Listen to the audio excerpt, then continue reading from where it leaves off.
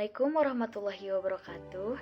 Selamat pagi, siang, petang, malam, dimanapun Anda sekalian berada. Salam sejahtera dan kebajikan untuk kita semua. Pada kesempatan kali ini, saya, Nefertari Fidausia Yuwono, beserta kedua rekan saya, yaitu Dita Yolanda dan Neva Hawa Khoirunisa, akan membahas terkait hasil survei perealisasian nilai-nilai Pancasila yang dilakukan dalam kehidupan bermasyarakat. Merujuk pada hasil survei, kami menemukan mayoritas responden berpendapat bahwa nilai-nilai Pancasila penting dilakukan di kehidupan bermasyarakat. Namun tidak sedikit pula dari mereka yang belum menerapkan hal-hal tersebut karena kurangnya pemahaman mengenai pentingnya nilai-nilai Pancasila dalam kehidupan bermasyarakat. Negara yang kita tinggali ini, Indonesia, merupakan negara hukum yang seharusnya nilai-nilai Pancasila sudah dilakukan dengan sangat baik. Namun ternyata setelah kami melakukan pengamatan, di Indonesia ini masih terdapat banyak sekali kasus yang tidak sesuai dan berlawanan dengan nilai-nilai Pancasila. Berikut pemaparannya. Berikut merupakan kasus-kasus pelanggaran nilai-nilai Pancasila yang pernah terjadi di Indonesia. Yang pertama, tragedi Bom Bali 1 yang merenggut 202 nyawa. Tragedi ini merupakan salah satu aksi terorisme yang terjadi pada tahun 2002. Sang pelaku mengaku bahwa tindakannya tersebut berlandaskan pada agama, sehingga menyalahi Pancasila pada sila pertama yaitu ketuhanan yang Maha Esa. Yang kedua, kasus oknum yang mempekerjakan anak di bawah umur sebagai pengemis bahkan PSK. Kasus ini terjadi tahun 2019. Seorang anak di bawah umur dipekerjakan sebagai pengemis di wilayah Semarang, Jawa Tengah. Kemudian kasus seorang anak di bawah umur yang dipekerjakan sebagai PSK di warung minuman keras wilayah Depok. Kasus ini tentunya merupakan bentuk penyimpangan terhadap Pancasila pada sila kedua, yaitu kemanusiaan yang adil dan beradab. Yang ketiga, tragedi perang antar suku yang terjadi di Sentani, Papua.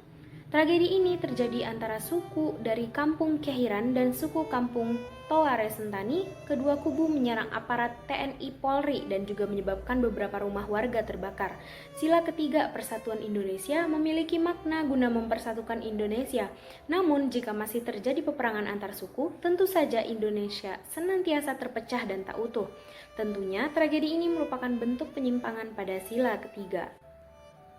Yang keempat, kasus yang dijatuhkan kepada kakek Samiri yang mengambil getah karet seharga 17.000 dan kasus porsi masa tahanan bagi para koruptor yang dipersingkat.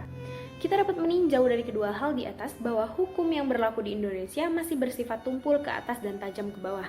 Para tikus berdasi yang mengambil hak warga Indonesia mendapatkan porsi hukuman yang lebih ringan, fasilitas tahanan yang lebih baik, bahkan mungkin mereka lolos dari sidang dan proses penahanan.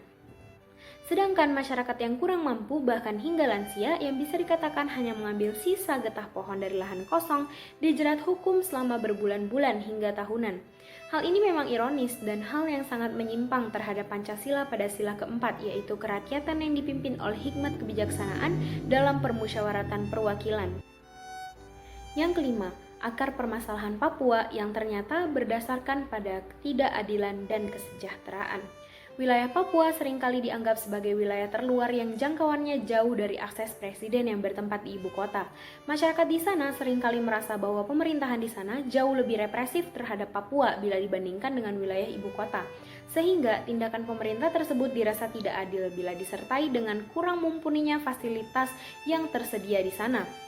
Penyimpangan pada sila kelima, keadilan sosial bagi seluruh rakyat Indonesia ini dapat ditinjau dari perbedaan kehidupan antara masyarakat di wilayah ibu kota dengan wilayah Papua.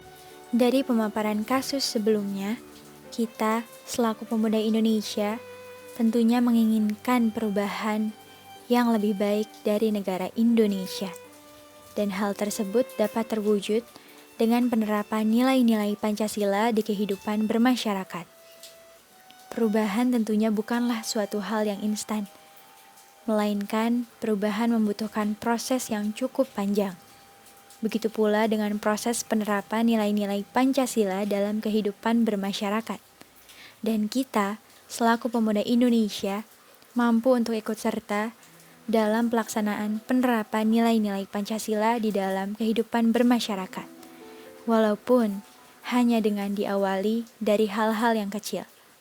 Hal-hal tersebut diantaranya berlandaskan pada sila pertama, kita mampu untuk mempercayai akan kehadiran Tuhan Yang Maha Esa dengan cara beribadah tepat waktu. Pada sila kedua, kita mampu untuk memiliki pemikiran bahwa selaku manusia sudah selayaknya dimanusiakan dengan tidak memandang gender, usia, kasta, ataupun pembeda lainnya. Karena selayaknya warga negara Indonesia mempunyai hak dan kewajiban yang sama. Pada sila ketiga, kita harus mampu atau kita harus senantiasa untuk meningkatkan sikap toleransi terhadap satu dengan yang lainnya, dengan tidak memandang ras, suku, agama, ataupun warna kulit. Pada sila keempat, apabila kita sudah memenuhi kriteria usia dalam pemilihan umum, kita harus menggunakan hak suara tersebut dengan sebaik mungkin, dengan tidak dipengaruhi oleh suap, oleh oknum, ataupun kandidat yang tidak bertanggung jawab. Dan terakhir, berlandaskan pada sila kelima, kita selaku makhluk sosial harus senantiasa untuk bersikap adil terhadap sesama manusia, dengan tidak memandang jabatan, kelas, ataupun pembeda lainnya. Selaku pemuda Indonesia, harapan, dan penerus bangsa, kami menginginkan perubahan yang lebih baik dari Indonesia. Bangkitlah Indonesiaku, damailah negeriku, Bhinneka Tunggal Ika.